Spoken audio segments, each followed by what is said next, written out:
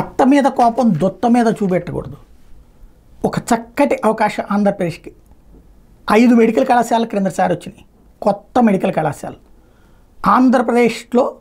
విభజిత ఆంధ్రప్రదేశ్లో first time వచ్చినాయి. ఈ ప్రాంతాలకు తొలిసారి అవకాశం వచ్చింది. టోటల్గా 15 కాలేజీల వరకు జగన్మోహన్ రెడ్డి ఓకే చేసుకొచ్చారు. దానికోసం జిల్లాల విభజన చేశారు. ఎందుకంటే జిల్లాకు మెడికల్ కాలేజ్ ఇస్తానని కేంద్రం ఉంది కాబట్టి జిల్లాల విభజన చేశారు. ఓ మెడికల్ కాలేజ్ వచ్చిందంటే కేంద్రం డబ్బులతో కాలేజీ వస్తుంది, దాంతోపాటుగా హాస్పిటల్ ఫ్రీగా వస్తుంది, మెడికల్ సీట్లు వస్తాయి, కొత్త డాక్టర్లు తయారవుతారు. ఆ ప్రాంతపు అభివృద్ధిలో అదొక కీలకమైనటువంటి అంశం అవుతుంది. అలాంటి మెడికల్ కళాశాలలకు సంబంధించి జగన్ హయాంలోనే ఒక 5 ప్రారంభమైంది, ఇంకొక 5 ఏడాది ప్రారంభం కావాలి. బిల్డింగులు కూడా కట్టేశారు.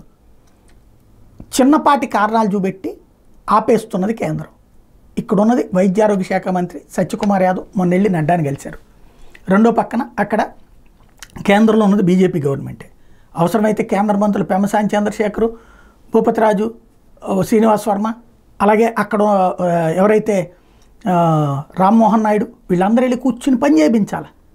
ఇప్పుడు అయ్యేం పట్టించుకోకుండా జగన్ హయాంలో సరిగ్గా నిర్ణయాలు తీసుకోకపోవడం వల్ల కాలేజీలు పర్మిషన్ రావట్లేదు, పులివెందులకు మాత్రం 50 సీట్లు ఓకే అంటోంది, పాఠాలు బిగిన్ చేయడానికి, మిగతా వాటికి ఒప్పుకోవట్లేదు అని రాసుకొచ్చింది ఈనాడు. ఇక్కడ కూడా జగన్ మీద పడి ఆడవడమేనా?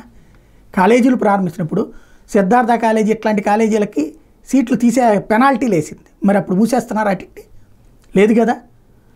నోటికి వస్తున్న ముద్ద, రాష్ట్రానికి వస్తున్న ముద్ద మీద కూడా జగన్ మీద ద్వేషంతో తప్పుడు కథనాలు రాయడం ఎందుకు? మోడీ సర్కార్ అది క్లియర్ చేయాలి.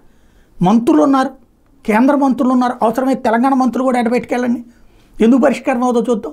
ఆంధ్రాకి వచ్చే మెడికల్ కళాశాలల గురించి ఆ నెపాన్ని తోసేసి చేయాల్సిన అవసరం ఏముంది? పర్మిషన్ తీసుకుంటే ఆంధ్రప్రదేశ్కి ఈ 5 కళాశాలలో ఒక్కో కాలేజీలో 150 లెక్కనేసుకుంటే 750 సీట్లు వస్తాయి. 750 మంది కొత్త వైద్యులు మన రాష్ట్రానికి తయారవుతారు. 5 మెడికల్ కళాశాలలు చేతికి వస్తాయి. దాన్ని ఆ రూట్లో కాకుండా నెగిటివిటీ ప్రొజెక్ట్ చేసుకుంటూ పాజిటివ్ ఎట్టాగు రాయి. మరి ఇంత దరిద్రపు నెగిటివ్ అవసరమా? రాష్ట్రం గురించి పాజిటివ్గా ఆలోచించండి.